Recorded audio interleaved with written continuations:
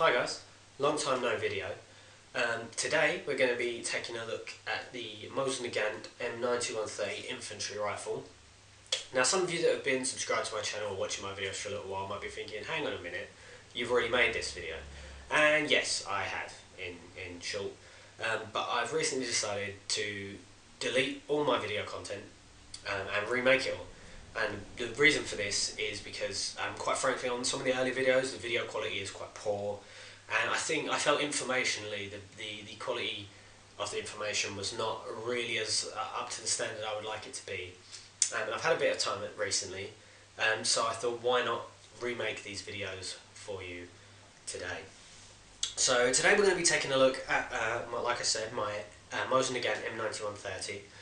So this one is a 1943 dated Ishevsk manufacture forced matched rifle. Forced match basically means that all the serial numbered parts match, but what essentially happened was when they refurbed all these guns, they stuck parts together, and some of the guns were mismatched, a lot of the guns were mismatched, and they simply re-serialised the parts that didn't match so that all the numbers on the gun match, essentially. And that's what this is. This is a deactivated rifle, which means it's legal to own in the UK without any sort of firearms license or any firearms certificates, and that's because it's been modified in such a way to render it incapable of firing bullets anymore, essentially. So it's completely inert, and it's just sort of an interesting showpiece, really. So let's start by having a chat about the history of this rifle. So the Russians adopted the Mosin-Nagant M as the Mosin-Nagant M 1891 in 1891, as you can imagine, to replace their old rifles and with something a bit more modern. And they came in sort of three configurations. You had the long infantry rifle, the dragoon carbine, and the cavalry carbine. And they served with those rifles throughout the First World War. In 1930 it was decided that these rifles would be modernised, and the modifications were mostly cosmetic. So there's the length was standardised on the dragoon carbine, I believe, so the infantry rifles were all cut down and made slightly shorter.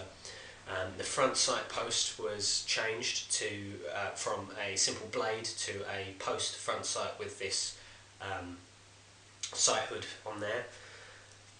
The sight system was changed into meters, I believe. So this is graduated from 100 meters up to 2,000 meters.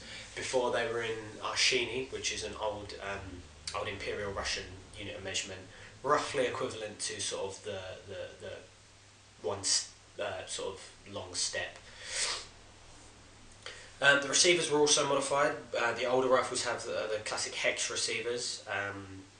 After that, they were modified to just simply this round receiver that made things a lot simpler to manufacture. And there were also manufacturing changes to the way the bolts manufactured to make it a bit simpler. I think that's also the sling swivels were removed and replaced with these simple cutouts in the stock. So these were supposed to be replaced by the SVT 38 and 40. Eventually, the Russians were in the process of modernising their army and replacing the Mosin-Nagant with a semi-automatic self-loading rifle. That was sort of thrown into disarray with Operation Barbarossa, which, as you may or may not know, although I would assume you do if you're watching this video, was the German invasion of the Soviet Union.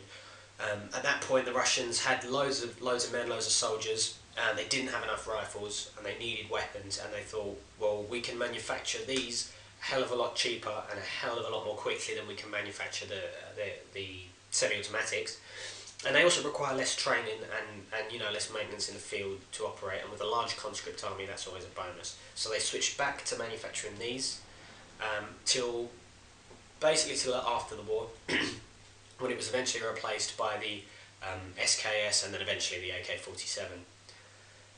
These rifles were still used in Russian special forces as like sniper rifles till something like the 80s. Some units were still preferred these and were still using these.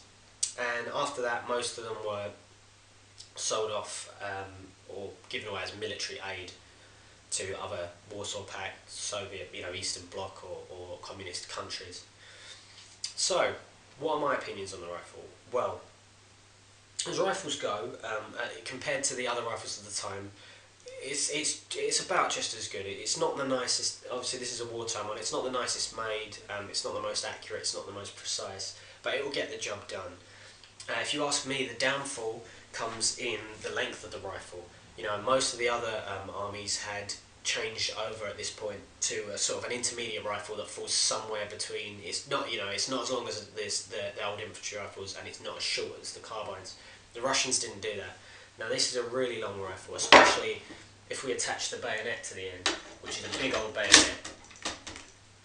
You can see that, you know, this is a really, really long rifle, and there's much better options for rifles if you need to clear a house or close quarter fighting or anything like that, which I think the Soviets did realise, because they started to issue submachine guns en masse, essentially.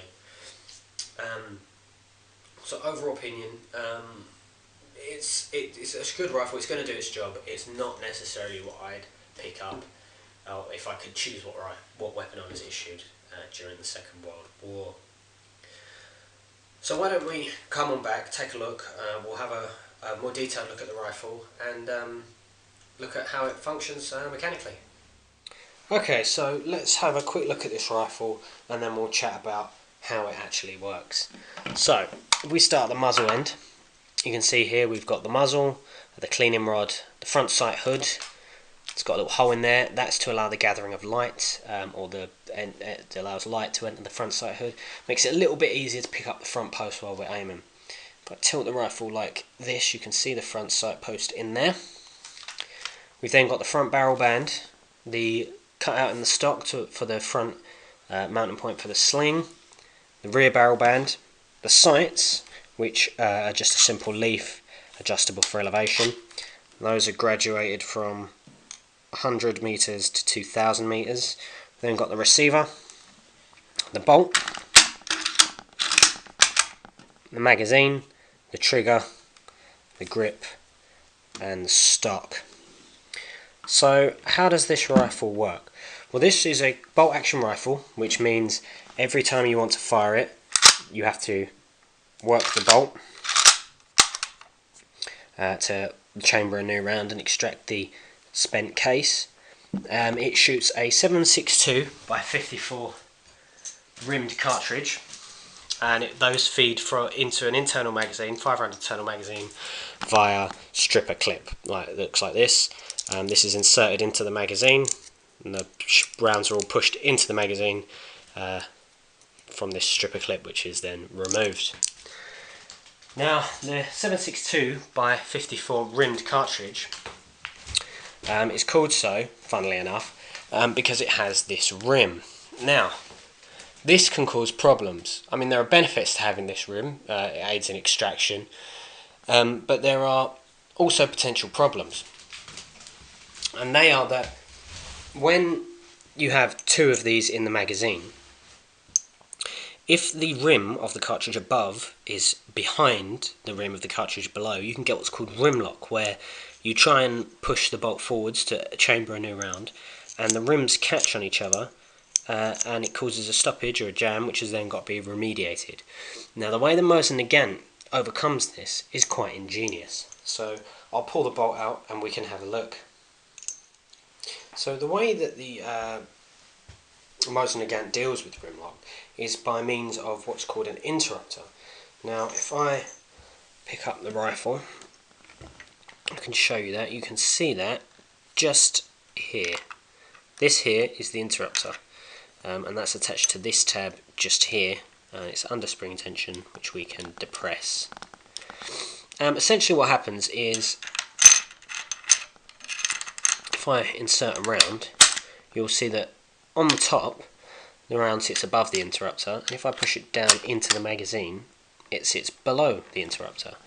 Now, what this is doing in terms of the magazine is it's pressing itself in between the two cartridges, just like my finger is in this example, which stops the two rims interacting and therefore eliminates rim lock. If I put some more rounds into the magazine, you'll be able to see what I mean. Press that back. And the top round will sit below this tab, but not the interrupter. That allows the bolt to strip around into the chamber. I'll just remove that just so you can see. But the round below still sits beneath the interrupter. As you close the bolt and manipulate the bolt, that interacts with this tab. When this tab's depressed, the interrupter is also depressed, which allows the next round to pop up, therefore eliminating rim lock. So what do I mean by the bolt being cock-on open?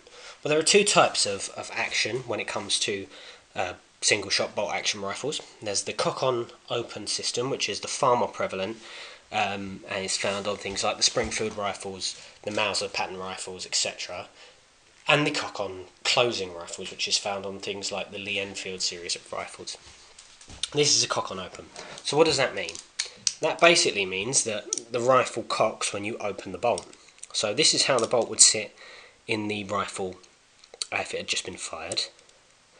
When we lift the bolt handle, as you can see, that pushes the cocking piece back and cocks it. Now if I remove this piece here, you can see how that works. So underneath the bolt body we have the cocking piece cut at an angle as well as the bolt body. So when we lift the bolt handle, you can see that there's a camming effect, and the bolt cocking piece is pushed backwards till we reach here. Now let's see if we can get the camera to focus. Here you'll see a notch cut into the cocking piece and a little tab on the bolt body. That locks the bolt in the cocked position while you cycle the action.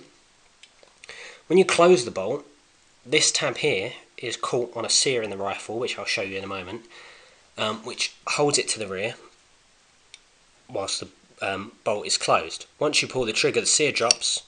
That allows the cocking piece to go forwards, allowing the firing pin to protrude through the bolt face, hole in the bolt face here, and strike the round and detonate the cartridge. It's quite a simple system. So I put that to one side, I'll show you the sear. So you can see the sear just here. When I pull the trigger, you can see that drops away, allowing the rifle to fire. So it's a fairly simple mechanical system. Thank you for watching, guys. Hope you stay tuned for my next video, and I'll see you soon.